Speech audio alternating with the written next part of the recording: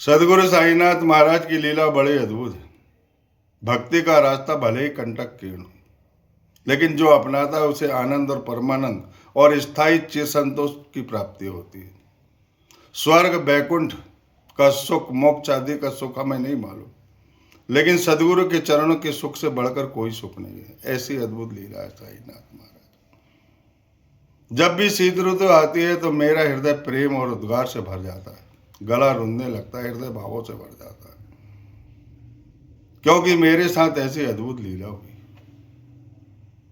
मैंने पिछले वीडियो में आपको बताया है मेरे पिताजी को कैसे सदगति मिली, कैसे उनके प्राण निकले, कैसे उनके मेरे कानों में मधुर आवाज आई साईं मंदिर में और तेज रोशनी साईं मूर्ति से निकली। कितनी अद्भुत लीला। उसी दिन उनके प्राण गए, वो कथा बताया है। इसके बाद मुझे सरकारी नौकरी से निलंबित होना पड़ा और निलंबन से बहाल कैसे हुआ वो समुद्र की कथा बताया, जहां हिलोरों में मैं डूब रहा था और साईनाथ महाराज ने प्रकट होकर मुझे बचाया और मेरे घर में दीप जलाए, वो कथा बताया हूं मैं। और इसके बाद विष्णु सहस्त्रनाम का साक्षात्कार हुआ। साईनाथ महाराज ने साक्षात्कार किया। द्वारका माई में विष्णु सहस्त्रनाम लेते घूमे, एक व्यक्ति को पढ़ा रहे थे और ये साक्षात्कार मुझे स्वप्न में हुआ। और उस समय मेरे ऊपर पुलिस की कार्रवाई और जेल की कार्रवाई चल रही थी और मैंने विष्णु सहस्त्रनाम पढ़कर उस कार्रवाई से साईनाथ महाराज ने हमें मुक्त किया। साईनाथ महाराज ने साईं चरित्र में लिखा है, हेमांत ने लिखा है, मैं उनको प्रणाम करता हूँ और आपको फिर से प्रणाम करता हूँ, बारंबार प्रणाम करता हूँ। अपने उद्धार के लिए कथा सुनी। जो साईनाथ महाराज सदगुरु की कथाएं सुनता है, लीलाएं सुनता है, श्रवण करता है, प्रेम पूर्वक श्रवण करता है, उसे आनंद और फिर परमानंद और चिर संतोष की प्राप्ति होती है। इसीलिए जहाँ भी साईं कथाएं चलती है उसको ध्यान पूर्वक चिंतन और मनन पूर्वक उसे सुनना चाहिए और ध्यान करना चाहिए। साईनाथ महाराज ने उनके जो अनन्य भक्त है माधवराव देशपांडे को विष्णु सहस्त्रनाम पढ़ाया, एक रामदासी से पुस्तक लेकर। उदाहरण दिया उन्होंने कि जब मैं रुग्ण था, मेरे प्राण पखेरु उड़ रहे थे, मेरे हृदय की गति बंद होने वाली थी, और जब मैंने इस किताब को पढ़ा भी नहीं, सिर्फ छाती पर रखा, तो ऐसा लगा कि स्वर्ग से अल्लाह स्वयं उतर गए। इतना आनंद प्राप्त हुआ। इस विष्णु सहस्त्रनाम का संकेत देकर साईनाथ ने मुझे पुलिस की कार्रवाई और जेल जाने की कार्रवाई से बचा लिया। कितनी अद्भुत लीला है। और इतना ही नहीं, अपने बड़े भाई गजानन, गुरु गजानन, समर्थ गुरु गजानन सेगांव वाले, उनके दर्शन कराए, उनके मंदिर के दर्शन कराए। और वहां पर मुझे साईनाथ महाराज का विष्णु सहस्त्रनाम जो है वो कंठस्थ करने के लिए कहा कि वहां परिक्रमा लगाओ। मैंने परिक्रमा लगाकर एकादशी के दिन मुझे कंठस्थ हुआ। ऐसी लीला है साईनाथ महाराज की। और उसके बाद मेरे कदम शिरडी की ओर बढ़ने लगे और मैं लगातार, वैसे तो 84 से मैंने साईनाथ महाराज के दर्शन किए, पर 22 साल के बाद मुझे उनका अनुग्रह प्राप्त हुआ। पहले तो स्वप्न में अनुग्रह प्राप्त हुआ और अब साक्षात्कार बता रहा हूँ। प्रत्यक्ष साईनाथ महाराज ने दर्शन दिए दिसंबर के महीने। जून के महीने की एक किस्सा थी और मैं लगातार शिरडी जाने लगा। कभी महीने में 2 बार, महीने में 1 बार, 2 महीने में 1 बार जरूर जाता था शिरडी से। और ये दौर मेरा वर्ष 2006 से वर्ष 2011 तक चला। अनेकों बार गया, मुझे याद नहीं है कितने बार गया। और साईनाथ महाराज स्वप्न में लीला करते थे, उसी दिन ट्रेन में बैठ जाता था। ये रिजर्वेशन वगैरह मैं नहीं जानता था। साईनाथ व्यवस्था करेंगे रहने की, खाने की, पीने की, ऐसा पूर्ण विश्वास करके मैं निकलता था। जब दिसंबर का महीना आया, 23 दिसंबर को मैं निकल गया अपने घर से। 24 दिसंबर को सुबह पहुंच गया। खंडोबा के दर्शन किए। जब साईनाथ महाराज दूसरी बार आए थे, उनकी याद में खंडोबा के दर्शन किए। आओ साईं जहां कहा गया था वहां दर्शन किए। उसके बाद द्वारका माई के दर्शन किए। द्वारका माई के दर्शन करने के बाद समाधि स्थान के दर्शन किए, गुरु स्थान के दर्शन किए। और बाड़े में साईनाथ महाराज की जितनी भी वस्तुएं हैं, जितनी भी यादगारें हैं, उन सब यादगार स्थान पर मैं पहुंचता हूं और पहुंचने के बाद, बाहर निकलने के बाद फिर मैं चावड़ी के दर्शन करता हूँ, दक्षिण मुखी हनुमान मंदिर के दर्शन करता हूँ। ये मेरा दर्शन दीर्घा है, ये दर्शन की श्रृंखला है मेरी। हमेशा जाता हूँ तो मैं ऐसे ही दर्शन करता हूँ। पहले खंडोबा जाता हूँ और फिर उसके बाद द्वारका माई, क्रम से जाता हूँ। लेकिन मेरे मन में जितने उद्गार थे, जितने भाव थे, जो मैं चाहता था वो इच्छा मेरी पूरी नहीं। मैं गया शाम के वक्त 24 दिसंबर को, बाबा की कफनी खरीदा, बाबा की झोली खरीदा, एक गले का दुपट्टा खरीदा, एक माथे का दुपट्टा खरीदा, और मन में ठान लिया कि कल 25 दिसंबर क्रिसमस से बड़ा दिन, और मैं क्रिसमस में बाबा की वेशभूषा में जाऊंगा, क्योंकि साईनाथ महाराज ने लिख दिया।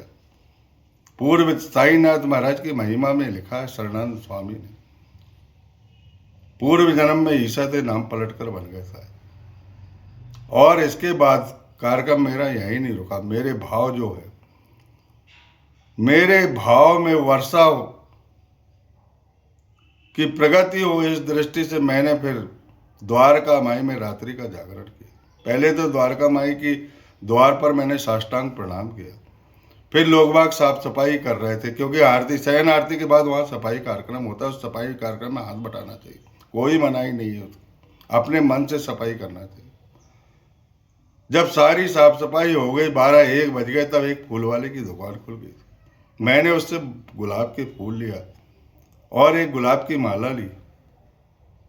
गुलाब की माला तो मैंने शिला पर रखी, और फूल जो है पहले अपने गमछे से पोंछकर बाबा की जो 3 सीढ़ी है, ब्रह्म तत्व, विष्णु तत्व और शिव तत्व, जिसमें उनकी धड़कन रहती, सांसें रहती, उन सीढ़ियों को की सफाई की, इत्र लगाया और गुलाब के फूल बिछाए, और उस पर 9 नारियल भी रखी, और एक फूल की माला शिला पर रखी और बैठ गया। ध्यान से देखते रहा। बाबा का जो बाग है, जिसकी मुक्ति बाबा ने दी, द्वारका माई में दिखते, उनसे वार्तालाप किया, उनकी मुक्ति का ध्यान किया।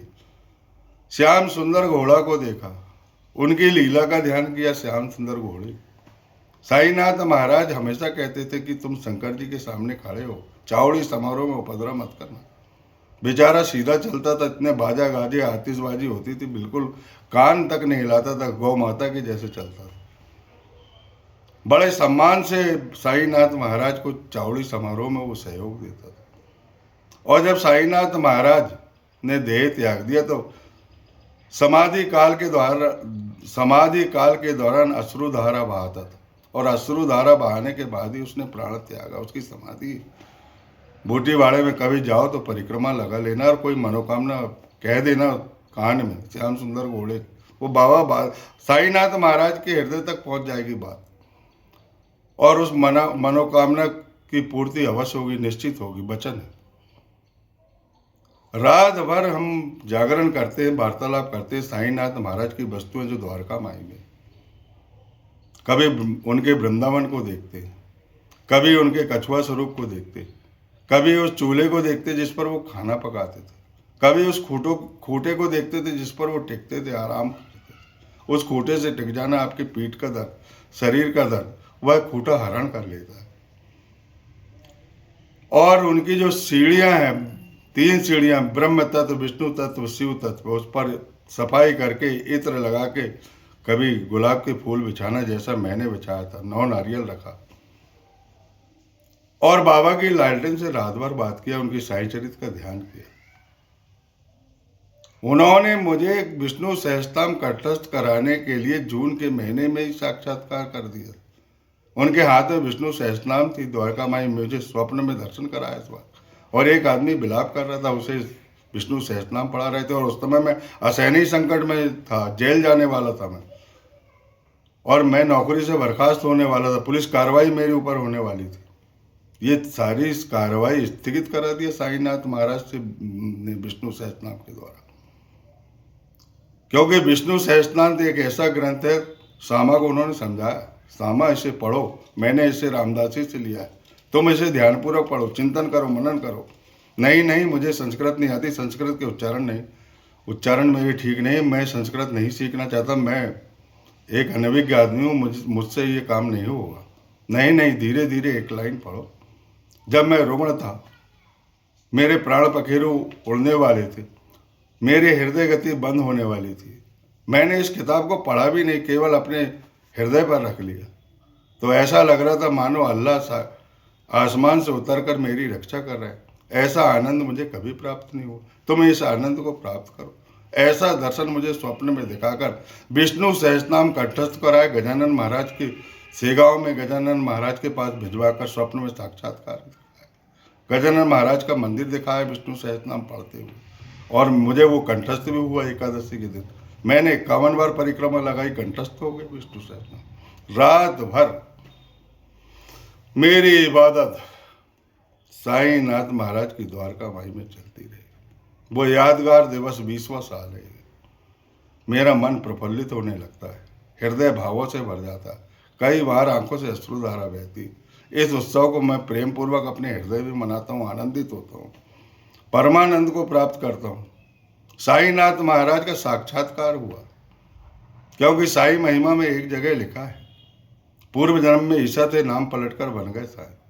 पोशाक खरीद लिया मैंने साईनाथ महाराज की पूरी, और वहीं पर विष्णु सहस्त्रनाम होने के बाद साईनाथ महाराज की सबसे पहले तो 4 बजे आरती होती है, ओम जय जगदीश 4:30 बजे के बाद। और जैसे ही ओम जय जगदीश की आरती हुई, मेरे आंखों से अश्रुधारा बहने लगी, मेरा हृदय बहुत भावों से भर गया, भावुक हो गया, मेरा गला रुंध गया, मेरे गले में दर्द होने लगा। मैं और चाहता था कि साईनाथ महाराज का साक्षात्कार होना चाहिए। आज 25 दिसंबर है, आज क्रिसमस है, आज बड़ा दिन है। साईनाथ महाराज की दया और करुणा के कारण ही मैं आज आया हूँ।